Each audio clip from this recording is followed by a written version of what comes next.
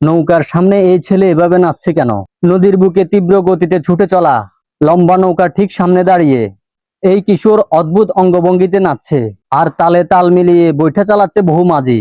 Social মিডিয়ায় তুমুল viral হয়েছে এই দৃশ্য। আর এই দৃশ্য কোনো সাধারণ নৌকা বাইচের নয়, এটি ইন্দোনেশিয়ার একটি ঐতিহ্যবাহী জমজমাট উৎসবের অংশ। এই উৎসবে নৌকার সামনে থাকা এই কিশোরের ভূমিকা অত্যন্ত গুরুত্বপূর্ণ। সে শুধু নৌকায় নাচ করার জন্য উঠেনি, বরং সে একাধারে নেতা, তাল নির্ধারক এবং দলের অনুপ্রেরণার উৎস। শুনে আজব মনে হলেও সত্যি। এই নৌকা বাইচ প্রতিযোগিতার নাম পাতু জালুর।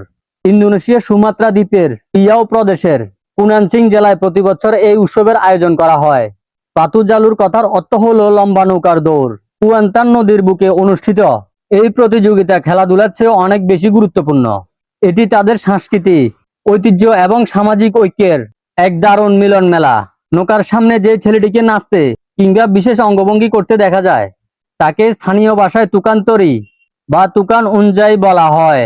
তার প্রধান কাজ হলো নাচ এবং অঙ্গভঙ্গির মাধ্যমে নৌকার মাঝিদের বৈঠা চালানোর জন্য সঠিক তাল বা ছন্দ তৈরি করে দেয়া।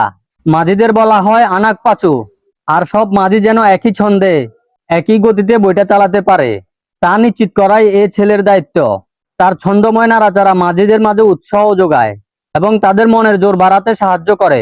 এছাড়া সে নৌকার গতিপথ নিয়ন্ত্রণেও সাহায্য করে এবং নৌকার ভারসাম্য বজায় রাখতে গুরুত্বপূর্ণ ভূমিকা পালন করে।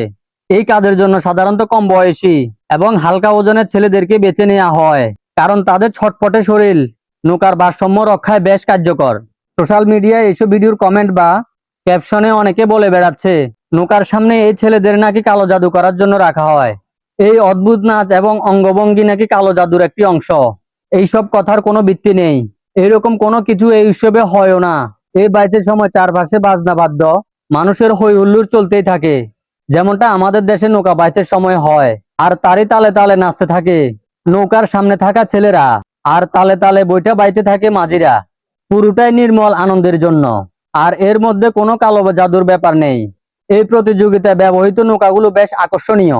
এগুলোকে জালুর বলা হয়। প্রতিটি জালুর সাধারণত একটি বিশাল গাছ থেকে খোদাই করে তৈরি করা হয় এবং লম্বায় 40 থেকে 50 মিটার পর্যন্ত হতে পারে। এক একটি নৌকায় 40 থেকে 60 জন মাঝি একসাথে বৈঠা চালায়। প্রতিটি নৌকায় নিজ নিজ গ্রামের ঐতিহ্য অনুসারে রঙিন কারুকাজ, পতাকা এবং বিভিন্ন প্রতীক দিয়ে সাজানো হয়। সাধারণত প্রতি বছর আগস্ট মাসে ইন্দোনেশিয়া স্বাধীনতা দিবসের অংশ হিসাবে এই উৎসবের আয়োজন করা হয়। এই সময় নদীর তীরে হাজার হাজার দর্শক ভিড় জমায়। বিভিন্ন গ্রাম থেকে আসা দলগুলো একে অপরের বিরুদ্ধে প্রতিযোগিতায় নামে। এই উৎসবকে কেন্দ্র করে মেলা বসে, যেখানে স্থানীয় খাবার ও হস্তশিল্পের দোকান সাজানো হয়।